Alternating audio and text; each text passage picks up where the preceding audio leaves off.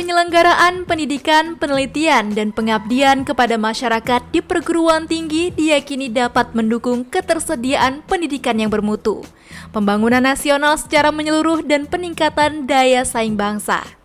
Kementerian Riset, Teknologi, dan Pendidikan Tinggi melalui Direktorat Riset dan Pengabdian Masyarakat terus berupaya untuk mendukung penerapan Tridharma Perguruan Tinggi melalui pendanaan hibah program penelitian dan pengabdian masyarakat. Universitas Ubudiyah Indonesia mengucapkan selamat kepada dosen-dosen atas prestasinya sebagai penerima hibah penelitian tahun 2023.